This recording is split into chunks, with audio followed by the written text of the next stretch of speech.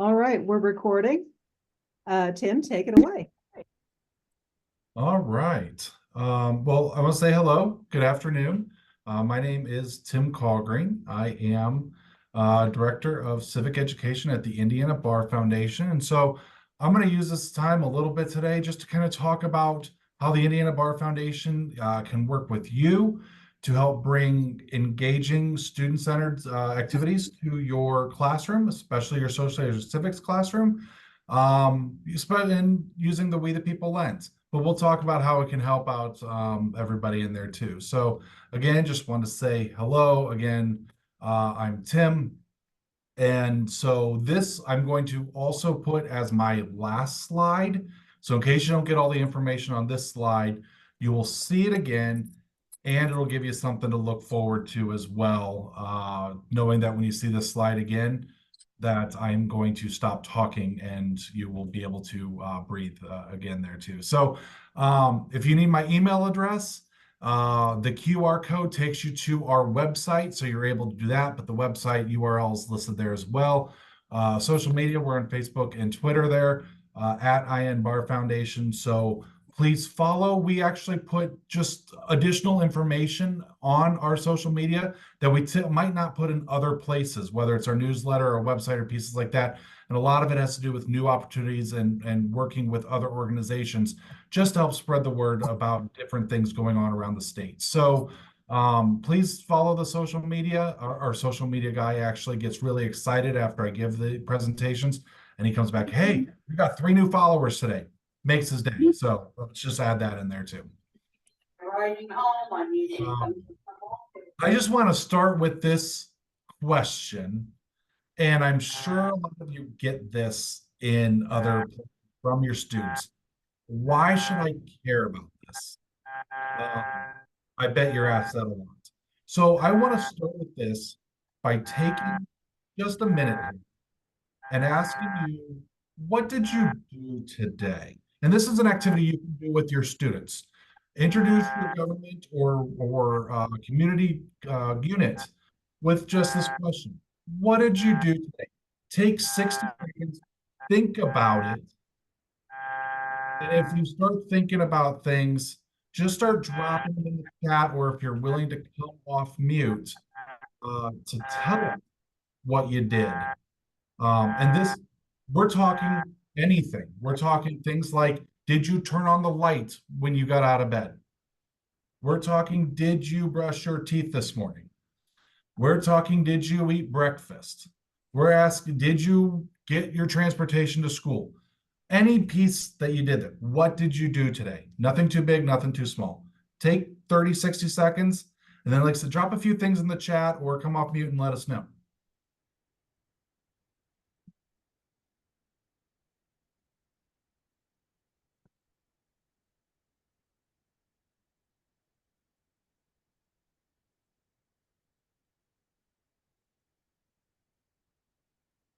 Nice. There we go. We fed the dog. That's an important thing to do.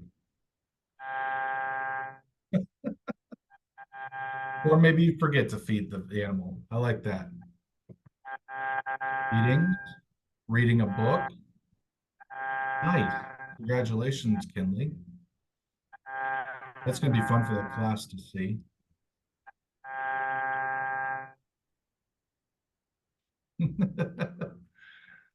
Pizza, pets, homework, medication.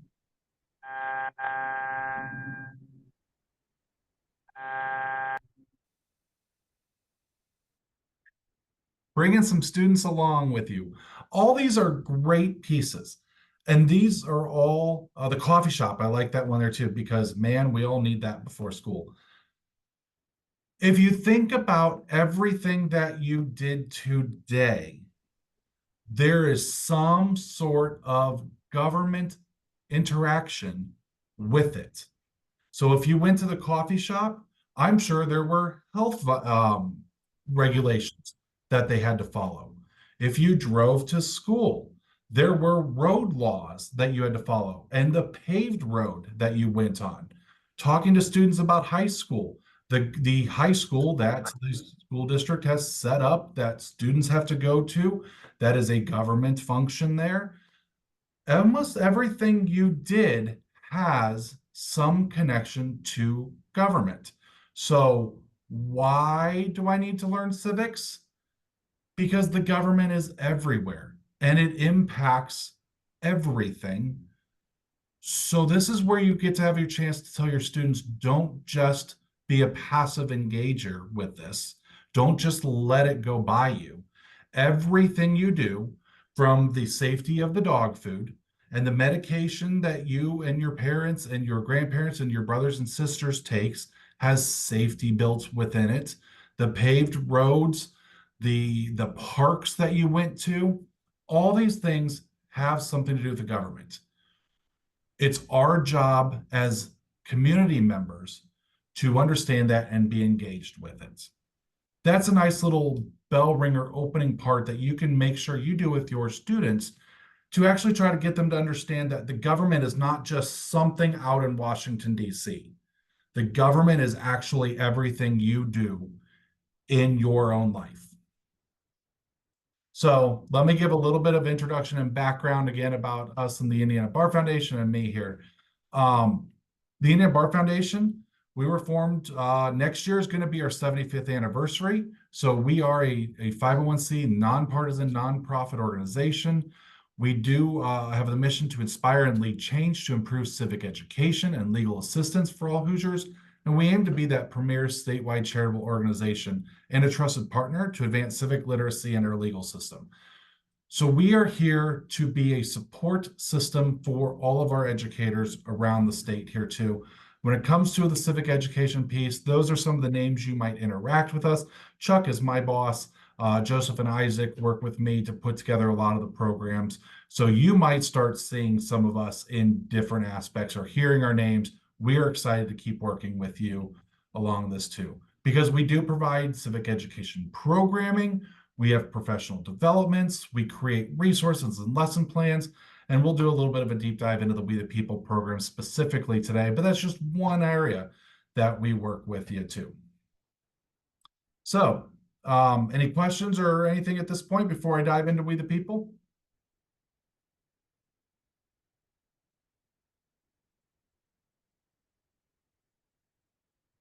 Awkward teacher wait time. All right. Don't hesitate, drop any questions, comments in the chat as well, or at any time come off mute and ask a question there too. So what is We the People? You might have heard about this, but at its root, We the People, it's an academic program that centers around inquiry. And it's a full program that you can use. It has curriculum, it has assessments, it has activities that your students can do. It's standard aligned. We're going to talk about that for a bit today as well. But it's not necessarily set to be in place of your school's government or socialized curriculum. It really can run concurrently to what you already teach. It can be used as an elective. It can be used as an after school. It can be used as an extracurricular. Most often we do see it embedded somehow within a class, but it's working through ways to enhance what you're already doing within your school. There's typically 5 or 6 units that the course is developed through and uses the different lenses. The base root of it all looks at the Constitution and how we see American history, American government through the lens of our Constitution. What kind of topics? A wide range of topics that you're going to go. Starting from philosophical underpinnings. So it goes all the way back and talks about John Locke. It talks about ancient Greece and Rome. How do we get to what kind of government we have today? We talk about the Philadelphia Convention and how we created a constitution and it got ratified. We talk about the structure and function of government, federalism being an important part of this as well. It looks at the Bill of Rights, how it protects us, as well as our citizenship rights and responsibilities as well. So you can see it's a wide range of topics all through the lens of the U.S. Constitution. As you go through and teach the content, the part that makes We the People, is the student-centered culminating activity that makes the students become experts on their topic. This is the part they get to put their hands in, get engaged with, and really enjoy. We see a lot of enjoyment coming from the students about this as well. So students are going to take on the role of an expert. They are going to become the expert of the Philadelphia Convention and ratification process. They're going to become the expert on the Bill of Rights. And they get to take an in-depth look at something related to what their new expertise is. And each panel of students then will do an activity, a simulated legislative hearing, where they get to showcase their expertise on this. And I'll give you an example in a video in a little bit here so you can see it happen. The simulated legislative hearing, this is an authentic assessment model that you can use in your class. And as you kind of see from the picture there, you've got a panel of students that have studied and researched and have done the presentation within a panel of some sort of evaluator. In your classroom, that might be you. If you come to our competitions, we'll bring in a panel of lawyers or judges or teachers or professors or community leaders that the students are going to be able to have a conversation with. The students are going to present their expertise as an opening statement, i.e. as if they're talking to the legislators. And then the judges or whoever's doing the evaluating ask some follow-up questions to further check the depth and breadth of the student's knowledge on the topic. So the judges are going to ask questions based on the student's response, seeking alternative scenarios, having the students clarify their arguments, all sorts of ways that their students are able to showcase what they know and learned because of their newfound expertise within the Constitution. So I'm going to throw you that We the People hits all of the buzzwords that your administrators are going to want to hear. And I'm not just going to throw them at you because I want to throw them at you and your administrator wants to hear it. You will find as we talk through today, or as you embed yourself within this program, they really do connect. So the first is that they're standards aligned. And we're going to talk about that a little bit in a bit today. So you know, your administrator knows, your parents know, the stakeholders know, this is all stuff that is in the standards. The state says this is the topics you're going to have to know anyway. You've got a lot of background and backup that you're going to be able to showcase. This is good learning what they're going to have to learn anyway.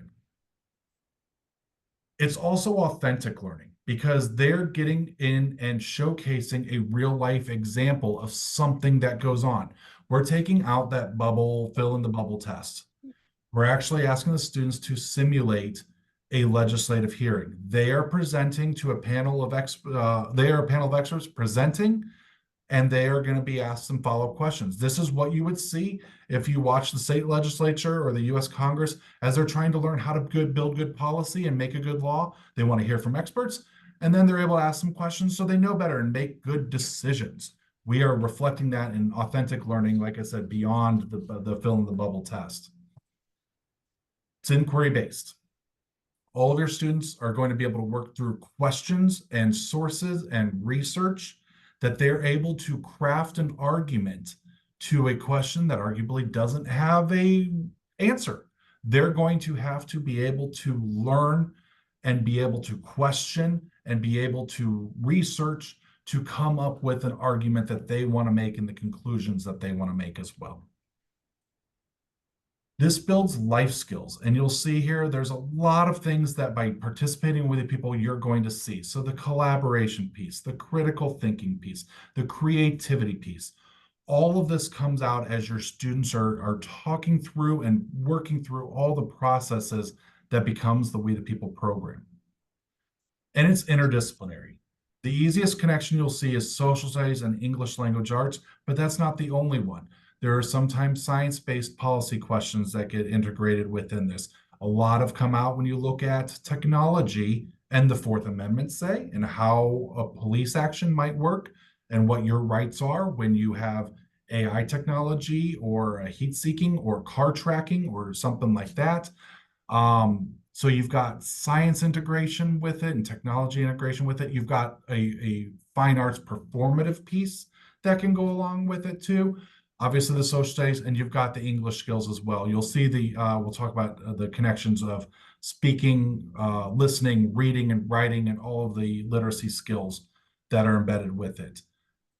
And all of this together, this is not something additional to teach. again, you're already going to find you're doing a lot of this content within your typical social studies classroom. But it's going to enhance your teaching when you think of new processes to let your students get their hands involved and not just be a passive learner, but be an active learner within it too. Let me pause here real quick to see if there's any questions at this point about what We the People is.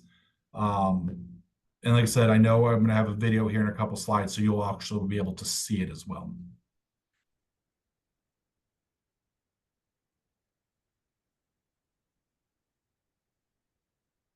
Okay. Okay. Again, any questions along the way, drop it in the chat. I also want to talk about some research aspects that have gone on with We the People as another way to boost why classes should be integrating We the People. So Georgetown University did a national research study. It was released in 2020. So over three school years, they tested We the People classrooms, comparing it to non-We the People classrooms. There were more than 2,200 teachers participating and more than 260,000 students participating over the 3 years. And the final lines, the takeaways from there, We the People students' civic knowledge scores improved significantly within themselves and were significantly higher than the scores of the control group. So for example, in middle school, this study was grade 7 to 8. There was a 68% improvement on students' knowledge from beginning to end of the year.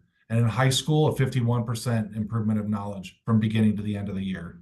But not just in civic knowledge that these students increase their ideas, a sense of civic responsibility and their attitude and disposition were also increased as well. So when you talk about the importance of voting, 90% of high school students after participating with We the People said this was an important piece. 90% of middle school students said this was an important piece of our democracy and our civic responsibility.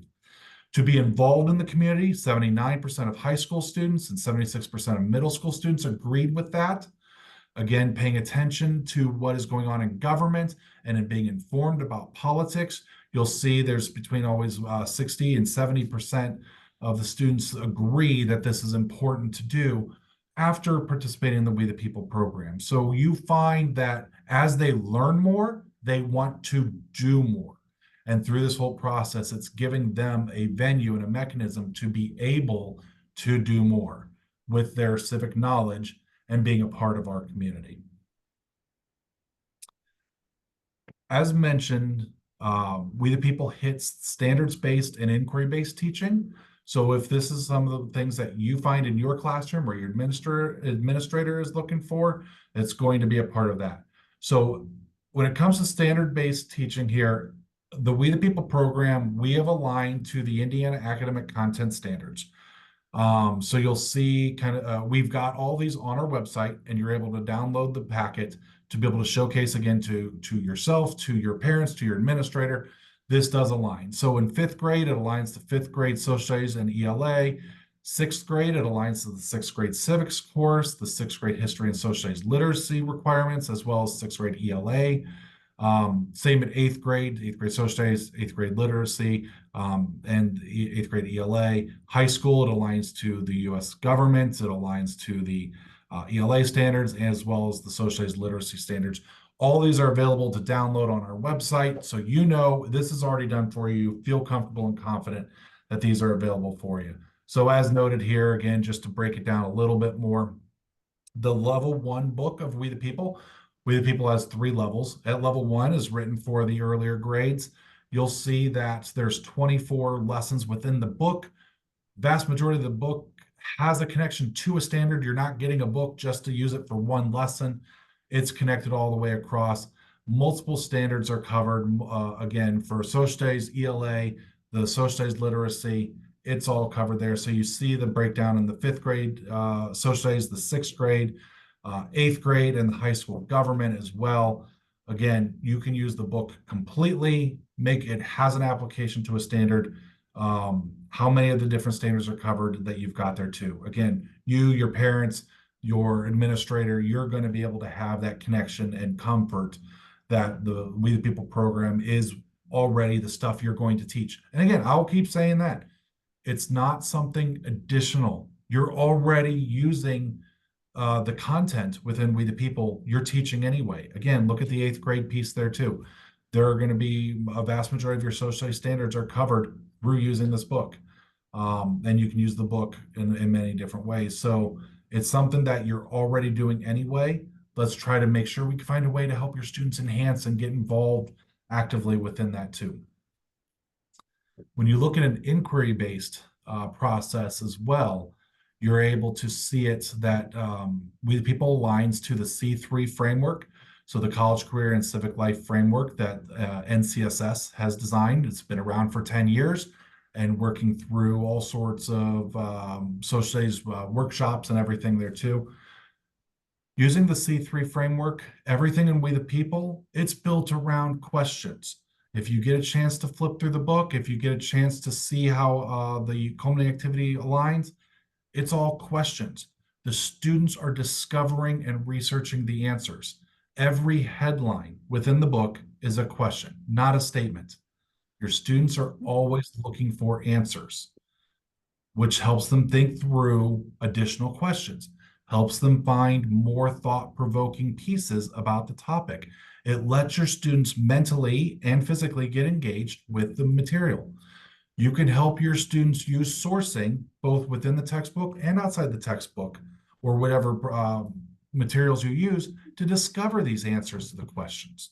And then the other main part about the C3 piece is that you have to draw a conclusion, i.e. answer the question and take some sort of informed action with it.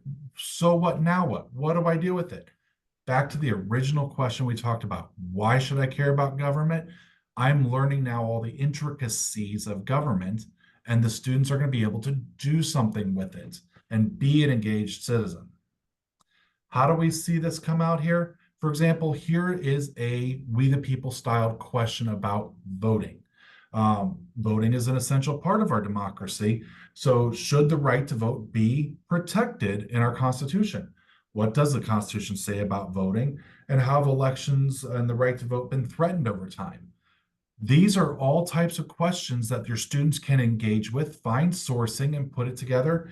And if you use the C3 inquiry model, it morphs into an easy lesson plan template as you work through this. As you set up your questions and you find sourcing and you find the tasks, formative and summative tasks that you're trying to ask your students to do, we have some examples, and we can help you build that out even more of ways you can teach this through the questions and through the We the People process in an inquiry-based type of lesson plan. Let me pause again, see if there is any other thoughts, questions, something new, something interesting so far.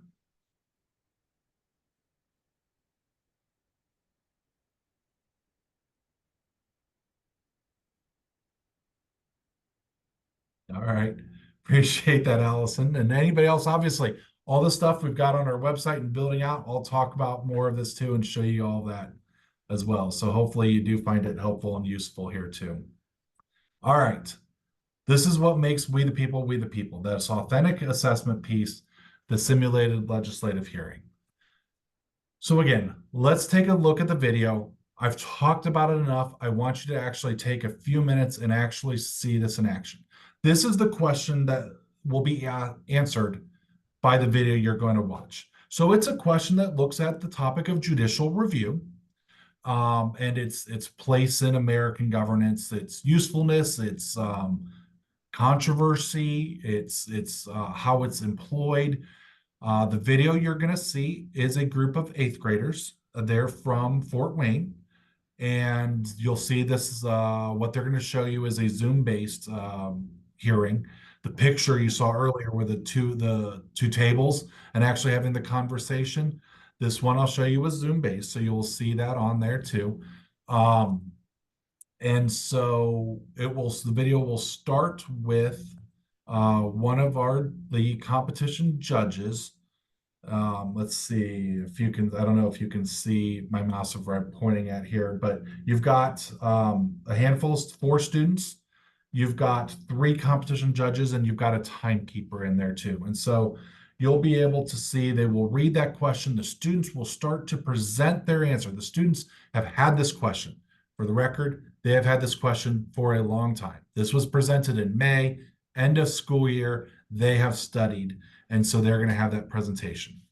They will present for a few minutes, and then they will have a few minutes of the judges asking the follow-up questions to again gauge their understanding on the topic. So let's take a few minutes just to see what this looks like here.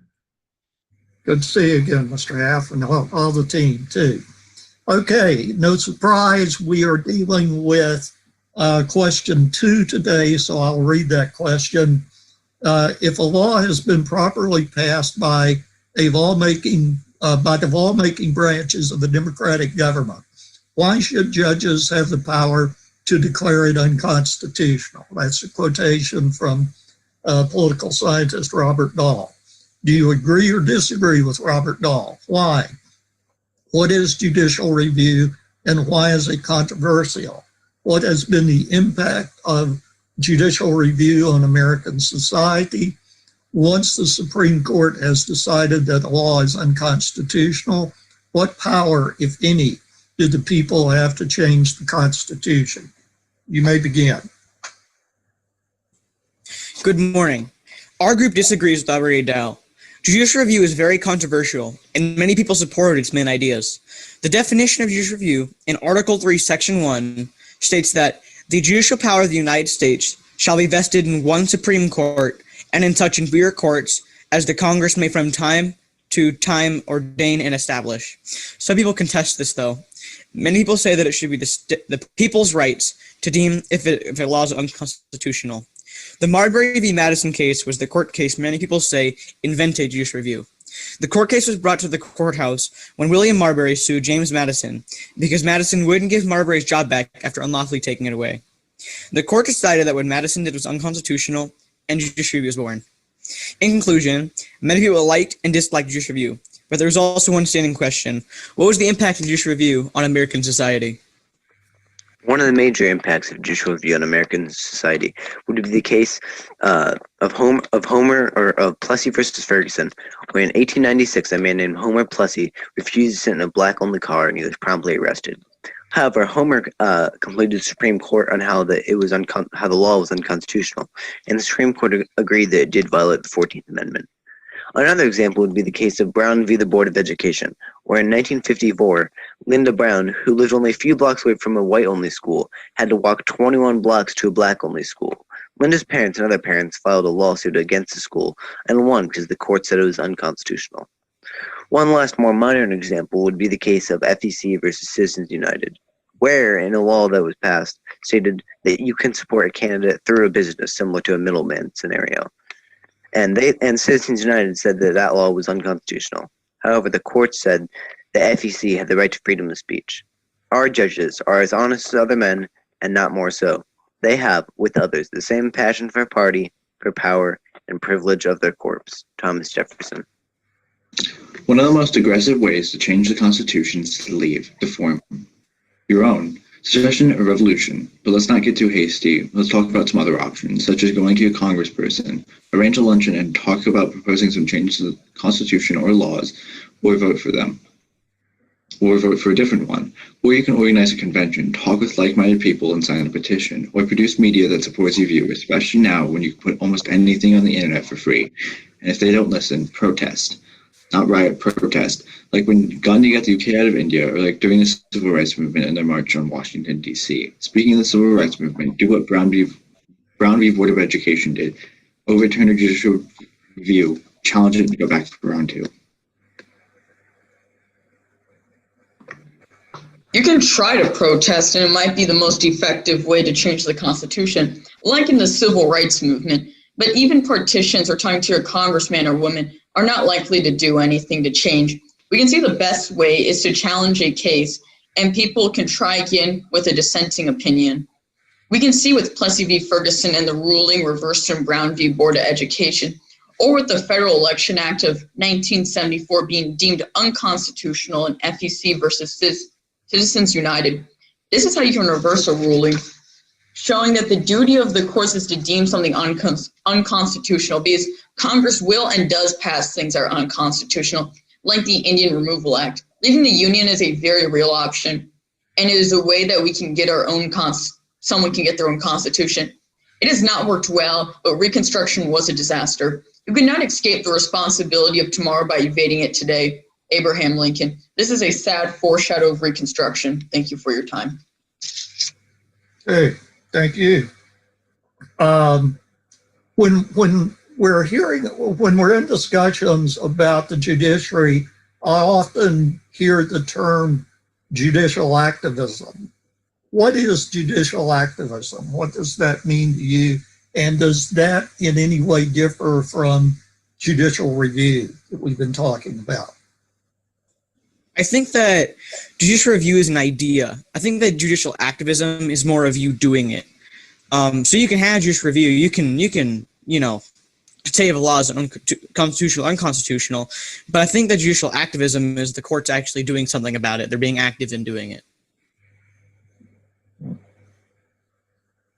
I would like to add on to my colleague. I think judicial activism is more partisan, and it's a subject that you feel about and that they are definitely going to make a ruling about. And judicial review is just the idea of deeming something unconstitutional or constitutional.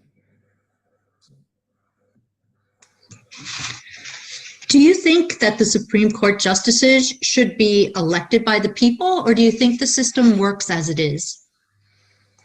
I think they should be elected, and not in standard 2, 4, or even 6-year increments, but more of a 15-year increments. So they wouldn't still be bonded to a single political party like how they are today, but they would also be elected by the people, and they wouldn't run as, say, I am a judge of the Republican Party or I'm a judge for the Democratic Party. No, you would just run as a judge, and they'd look through, or your background history would be shown to the public. It wouldn't be as such as, oh, I am a Republican judge, vote for me if you're a Republican. No, it'd be more of a, I'm a judge from New York who's had 30 years of experience and I know what I'm doing kind of thing. I would like to respectfully disagree with my colleague, but they could be elected, but I feel they should still be on for life, because if they're on for life, then their opinion is less likely to change, and therefore it's harder to pack the courts in one's favor. So it keeps them on for a long time, and it stops the judges from being swayed by political parties. I mean, they're already trying to anyway. I would like to respectfully disagree with my colleague Ruger and agree with my colleague Ethan, because I personally think that a judge cannot be as great for so long. Yes, they may be more experienced in their work, but they are not.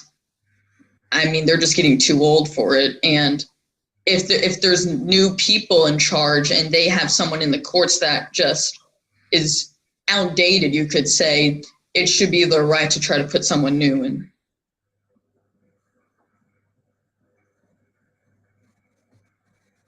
All right, so let's continue on with your thoughts. You mentioned that because the judges could become outdated and putting new people on the court. Do you think that judicial review is essential to protecting the rights of minorities against the will of the majority? I think that it really is, because if you think about it, judicial review is the thing that gives the courts their power. If the courts didn't have judicial review, they really couldn't make any decisions.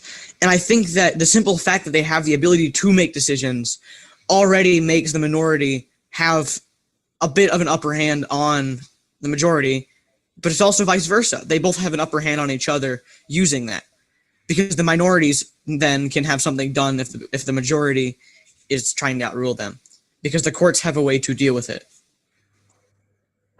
I would like to add on to my colleague. I think judicial review is just a lot of check and balances on Congress to limit their power over complete control, you could say, or doing something that's unconstitutional. I would like to add on to my colleague and point to the civil rights movement in the 60s. Without judicial review, we probably would have never seen the changes as fast as we did. It would have taken much longer. And honestly, as some people point out, can equality really wait? Why is that? I want to follow up on that. Why would a minority find it better to appeal to the courts than to the other branches of government? I think that if they appeal to the courts, they actually have a higher chance of getting something done in the courts than any other branches. You can bring something to Congress, but Congress is more of like war and the big decisions of the country and some of those bigger laws. And then the president, that's the president. They kind of control most of the federal government. But then you have the courts, and they're really what gives everybody else their power. It gives almost everybody else the ability to change our nation. I would like to add on to my colleague in the fact that the courts are one of the most crucial parts of this nation. Without any courts, the laws are meaningless in my mind. Because if there's no one to enforce the laws, why should there be laws in the first place? And the courts are there to enforce the laws, not as police, but as, I know this might sound ironic, but judge and jury. And, well, not jury per se, but as judge. And they are the leading law, or not the leading law of the land per se, but the leading lawbringers of the land. I'd like to go back to the case of Marbury versus Madison, which you nicely discussed in your opening statement. Can you talk a little bit more about how Chief Justice John Marshall justified the establishment of judicial review? Because that was not in the Constitution per se. I think that he ended up ratifying it. Right, I'm gonna say ratified, but he ended up confirming it and agreeing with it because I think that he saw that our nation could be better with judicial review, and that during that court case he was seeing the effects that the judicial review could have, and therefore he implemented judicial review on that court case, and it worked. I'm going to go ahead and pause that here. They were almost done with their presentation. I'm interested in your reactions. What was your reaction to what you just saw, whether educationally or presenting or any of that? What do you think about what you just saw? Anybody willing to come off mute or drop your thoughts in the chat?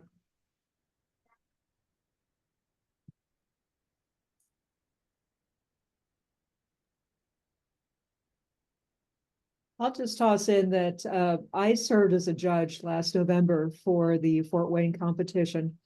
And I'm not an expert, but I was very impressed with a lot of the student teams. I was paired with on a judging panel with 2 attorneys. So we listened to both middle school and high school teams. Some of them were super prepared. These 4 boys seem to have done a very good job preparing.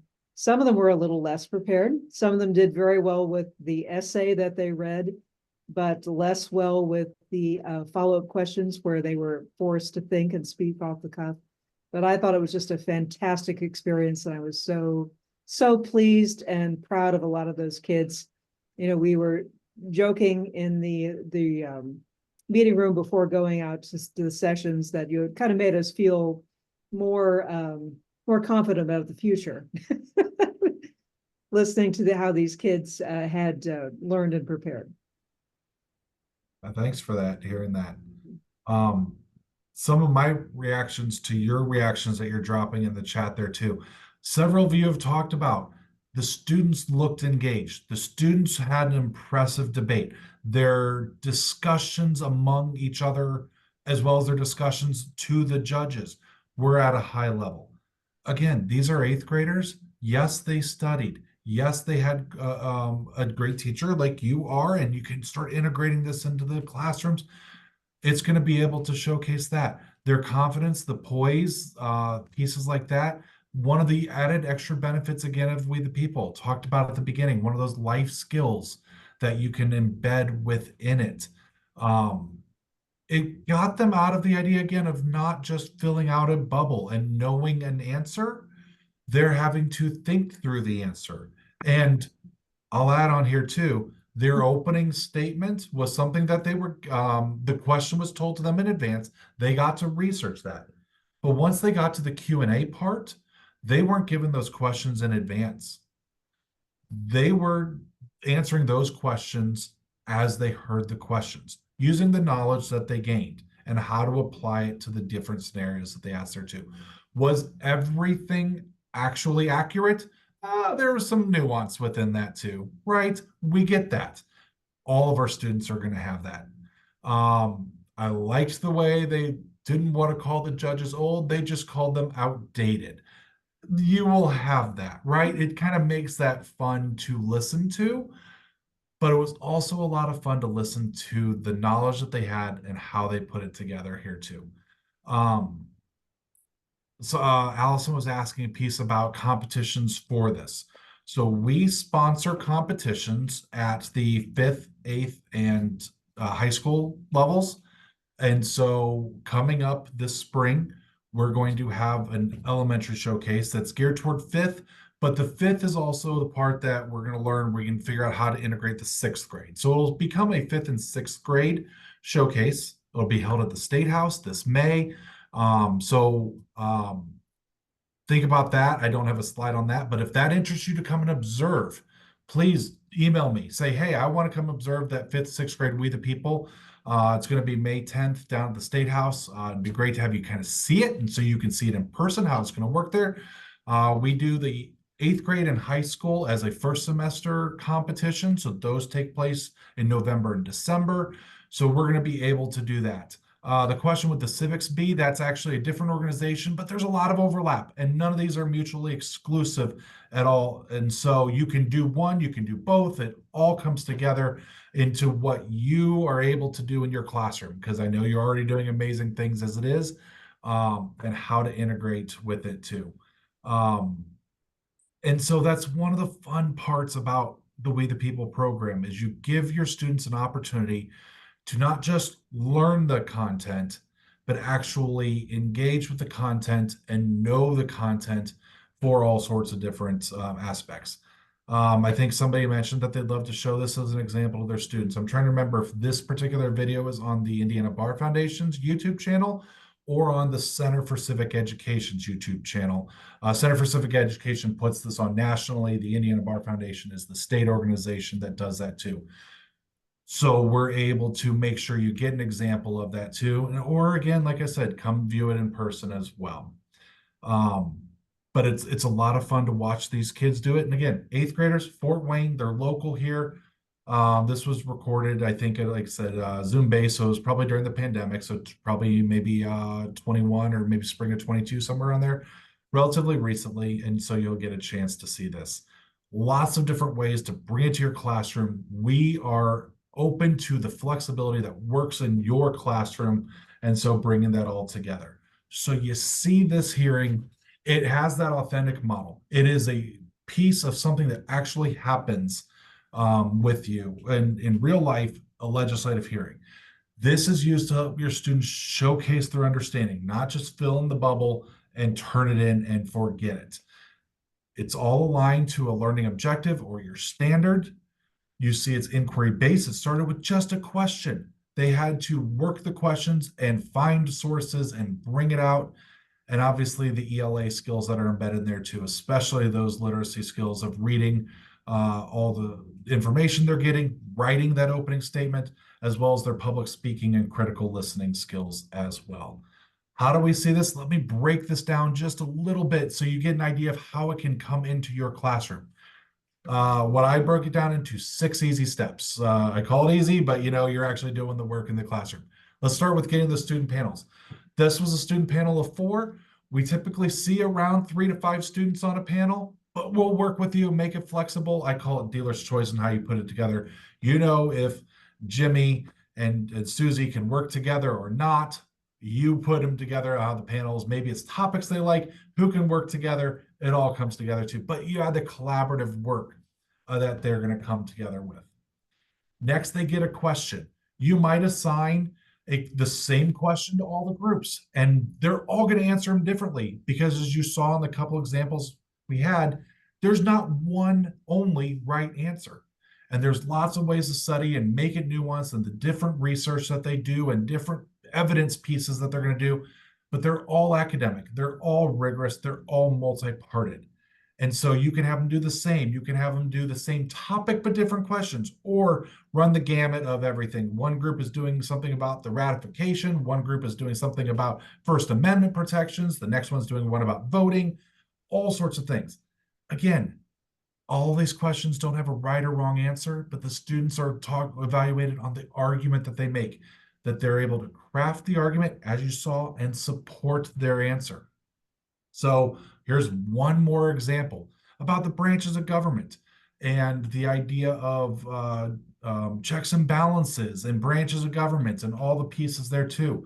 So if you talk about that, we have a government that's split among 3 different branches of government. Why is it important to do that?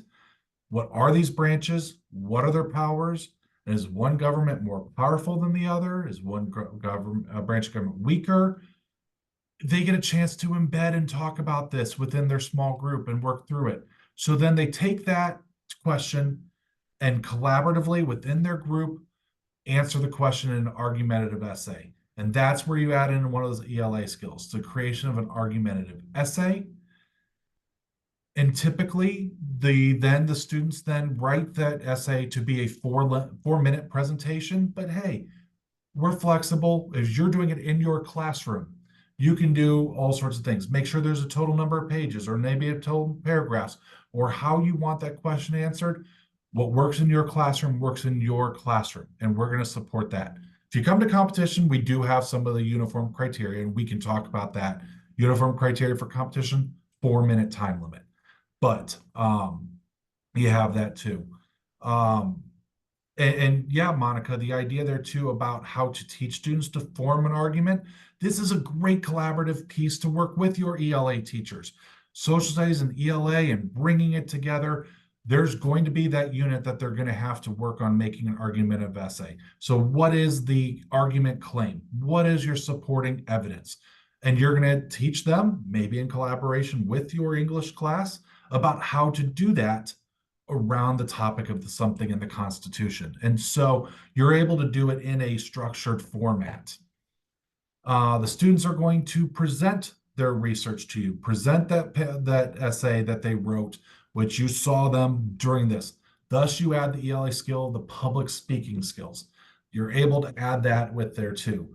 And again, the variations, adaptability can be time, length, making sure everybody speaks, all the fun stuff there. The follow-up questions is the next step. So after the students present their research, students are asked those follow-up questions. As we saw, it further checks their knowledge and understanding. Those questions were derived by the student statements, the questions the evaluators already thought about. We do offer suggested follow-up questions as well. Typically, and in competition, that takes 6 minutes. But again, your classroom, if you're just doing this in your classroom to enhance your teaching, it can be a set number of questions. I've done it as simple as 2 questions that we're going to do, and we're going to move on because we got another group. Or maybe I've got 3 questions to make sure everybody gets a chance to answer something, but we've got that. Additionally, this is where your students get to add the part of critical listening skills, which is that ELA component, because they need to respond to the question being asked. Don't just talk about anything they want to talk about. The ELA skill, the critical listening, they're able to add that with there too. They need to know what to answer. So those follow-ups, again, the question that we looked at before about the branches of government, some possible follow-ups. Are there powers that the branches share? What are they, if so?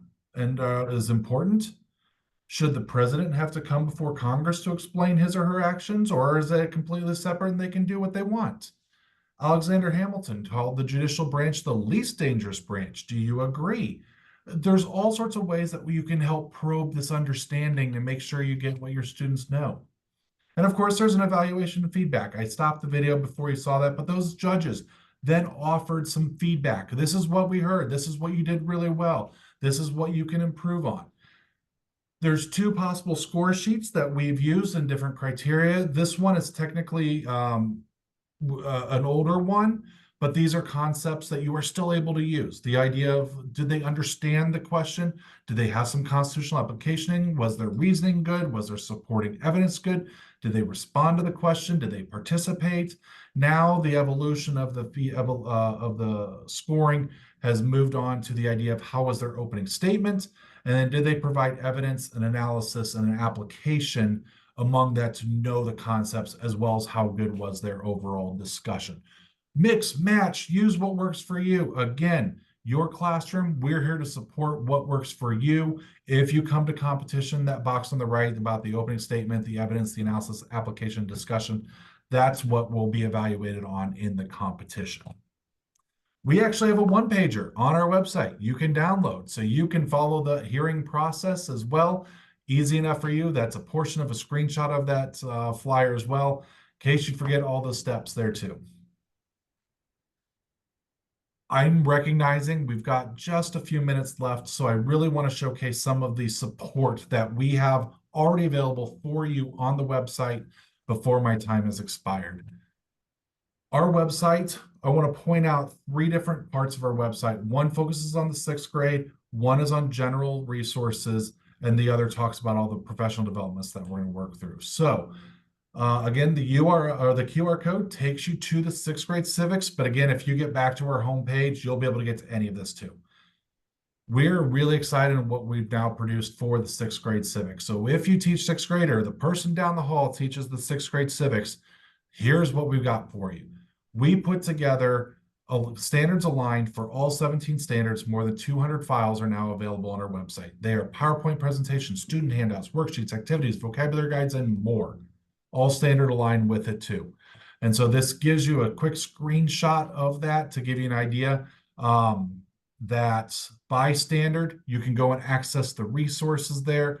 We do, standard 1 is open and available for all. Standard 2 through 17, we just ask you to register so we get an idea of how it's being used out there or who has it. But it's free. It's free. Please use and access. The point is to make this available to you. So this is a part of that 6th grade website. So you can see, like I said, there are more than 200 files on there covering the full course standards that you have there too. This takes you to our We the People resources page generally. The QR code takes you directly to that page, so you have access to that. On here, I'll show you some of those screenshots of the website as well. But again, this is where you'll find the standards alignment and the resources, literacy guides, videos, and more. So as you go through on the website, there's a section there about the content pieces. This is to help you learn more content. So the American Governance is a book of scholarly articles. There's podcasts that you can use. The open course goes through all the We the People lessons actually, and it has videos of scholars presenting to you, how to integrate primary sources on there too. The other part looks at the textbook. So if you have multiple levels of the textbook, how they compare, how to help answering the We the People question. You see there that hearing process chart, that screenshot that I showed you earlier. Literacy guides, they're aligned so currently to the middle school and high school. So kind of the level 8, grade 8 and the high school version. They haven't released an elementary version yet. Hopefully they do soon.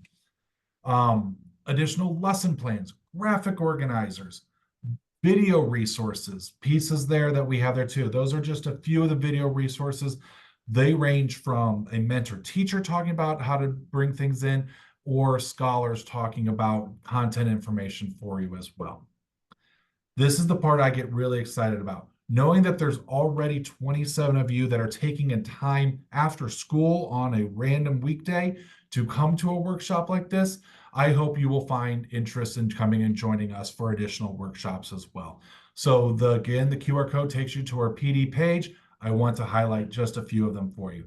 Coming up on April 26th, we are excited to partner up with 2 other organizations, the Remnant Trust and the Jack Miller Center. I don't know if anybody in this group came down to Indianapolis, I think it was last spring, heard the discussion from Judge Doug Ginsburg and got to have an interaction with the primary sources. We are doing a similar piece. So the Remnant Trust is bringing original primary sources, early editions of the Federalist Papers, early editions of Frederick Douglass, John Locke, Alexis de Tocqueville. You will have a chance to physically hold and pick up early editions of the Federalist Papers, etc. It's going to be, I think, one of the really cool aspects of this. We are bringing down a Notre Dame professor talking about our concept of government, majority rule, minority rights, as well as getting lesson plans and teaching strategies in there. We are providing travel stipend, sub reimbursement. There's no travel registration fee, breakfast and lunch included as well. So there is that for you as one thing we are doing in April. If We the People interest you and you're like, I'm ready to kind of dive in and I'm going to give you some time to look at it, we offer a 5-day summer institute down at IU Bloomington. We are bringing in multiple scholars so you get more content. So we know we have somebody from the University of Evansville, IU, and the University of Kentucky coming in to get you content. We have mentor teachers that are going to embed with you. You're going to learn how to integrate We the People in your classroom. We've got 5 days to be able to do this together. We are covering the cost of lodging, your breakfast, your lunch, all the resources, all that too. So please consider coming there. We are also engaging in a partnership with our counterparts in Ohio and West Virginia to do a year-long fellowship for next school year. This starts with a similar 5-day institute, but we are going to take you to Philadelphia and do place-based learning in Philadelphia. We will camp up en route at the National Constitution Center. We will visit Independence Hall. We will visit the Museum of the American Revolution. We are going to have mentor teachers talking through all the different pieces about We the People, making sure you feel comfortable to engage it within your classroom. And then we are going to use monthly online professional development to keep the conversation going, keep you learning with all of this. Textbooks, we're going to bring you to the state competition to observe, or if you feel so inclined, actually participate. This one does come with a stipend for participation, and all we ask you to do is attend the workshops and hold We the People hearings in your classroom sometime during the school year. I'm really fast going through all that, and I know I'm running low on time. I'm happy to give you more information about it too. The other part, we're really excited that wouldn't call it necessarily a professional development piece, but we have a civic summit coming up. We are bringing together organizations and individuals that are civic minded and want to be able to showcase civics around the state. So how do you partner with the community to help you out in the classroom? How do you engage with other organizations? And then from a high level, also bringing more connections of awareness, collaboration, amplification of civics around the state. We, again, do have grants for K-12 educators for their reimbursement of travel, registration, and sub-reimbursement as well. So that's available for you. The QR code takes you to information about the summit. My quick conclusion is that We the People should be able to, we want to get it into your hands. And we want to let your students engage with letting them actually take part in understanding and bringing forth their knowledge of this. An authentic assessment gives them the mechanism to do that, and they're going to demonstrate their learning. We offer the professional developments. We want the teachers to feel comfortable and confident in both the content and teaching strategies. For our foundation, we are here to help. So as promised, first slide is the last slide. If you need my contact information, again, there is that, as well as the social media, the URL to the website, and QR code to our home website as well. My clock says 5:14, so I was able to just get that under the gun. I know it's out of time. Donna, I know if I hope this isn't overstepping, but again, if you have to leave, great. We understand we've hit our hour, but I am happy to stay on as long as anybody has questions, and I can kind of talk through that with anybody as well. Thank you, Tim. Perfect. As Tim said, it is 5:14 by my computer. We will take a pause here for those of you who do need to step away. Anyone who would like to hang around and talk more with Tim, please do that. I'm going to turn off the recording, and we'll be happy to let Tim answer more of your questions. One thing, my memory tells me that Create did put a copy of We the People in all Muncie Community Schools. I will verify that, and I will be sending you an follow-up email with the link to the survey. We would ask you to fill that out before we can process reimbursement, but I'll also work with Tim to try and find some YouTube links that we can send you if you want to show those student experiences to your own students. And I put it in the chat for those of you who get and read our newsletter. The 6th grade resources that Tim talked about were featured in the January newsletter as the featured online resource for teachers. And I'll try and remember to put that in the follow-up email as well. So thank you all for coming. Please feel free to hang around and talk more with Tim. Have a good evening. Thanks for your time.